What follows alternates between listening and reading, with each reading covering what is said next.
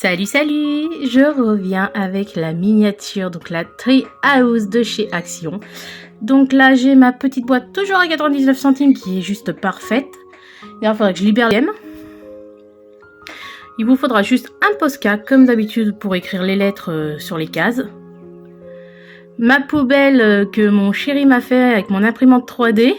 Oui, il s'amuse comme il peut, hein. Et pour cela, pour faire la miniature, il vous faudra un cutter. Donc je retrouve plus le mien depuis que j'ai rangé mon atelier. Je sais pas où il est passé. Ma colle, donc la colle scotch, hein, la base. Il vous faudra une paire de ciseaux. Une pince. Donc moi je prends les pinces avec les bouts bien pointus. Parce que des fois pour mettre des tout petits objets au fond, c'est bien pratique ou pour maintenir.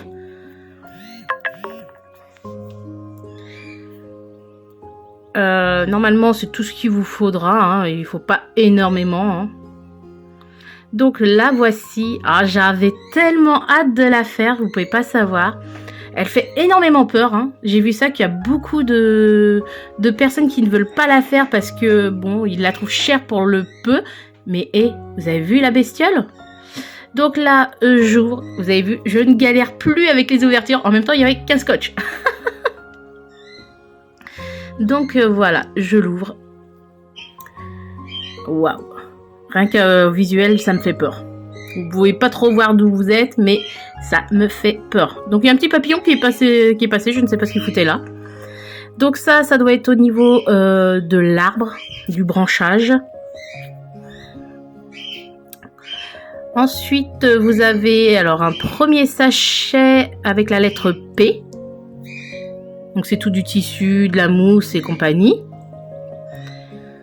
Donc qui dit tissu dit galère. Ensuite vous avez un autre sachet avec du bois prédécoupé. Je suis très surprise avec la lettre K qui ressemble plutôt à des petites chaises.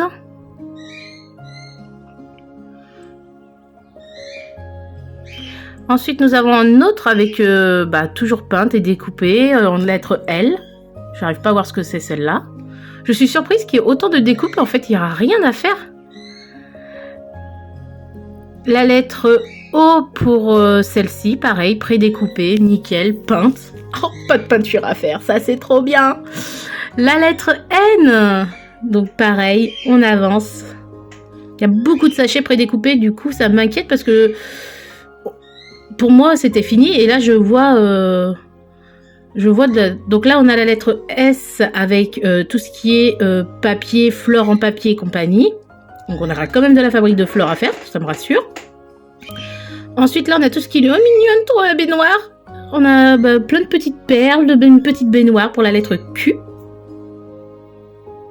Ah, j'ai parlé trop vite.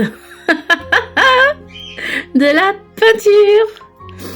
Voilà, de la peinture. Bon. On sait ce que ça veut dire, hein, qu'on va avoir le pinceau encore bien pourri.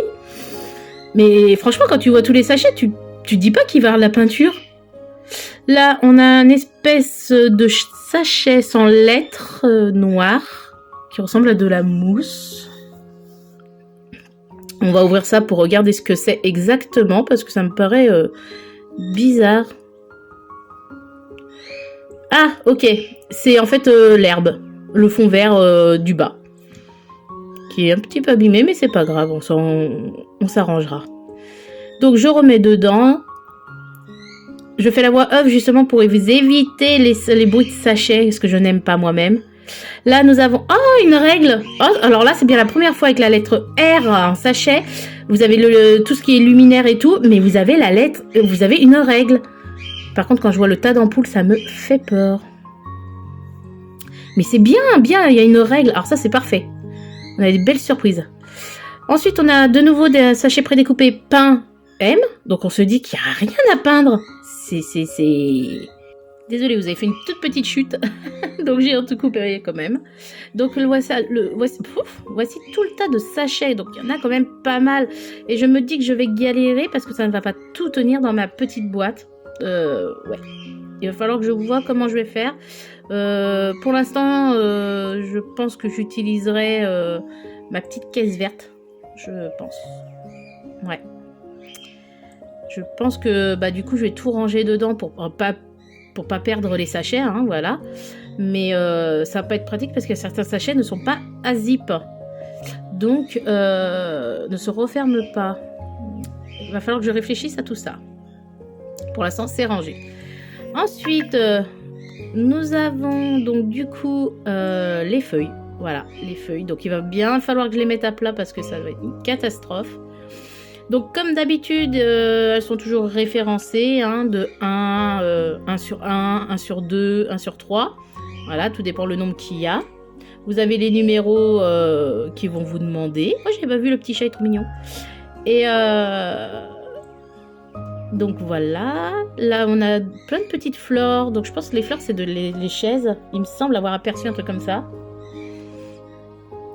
Et là, nous avons les patrons. Alors, je ne sais pas si vous voyez bien. Si, en fait, on voit très très bien. Donc là, on a les patrons. La deuxième, c'est aussi des patrons. Voilà.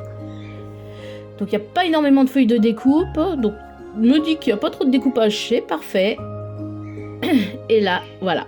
Là, il aurait fallu que j'ouvre ça tout de suite. En fait, donc, il y a toujours du bois. Avec le tas de bois qu'il y a à faire, on a du bois là encore. Mais on a le fameux pinceau qui s'épluche tout seul.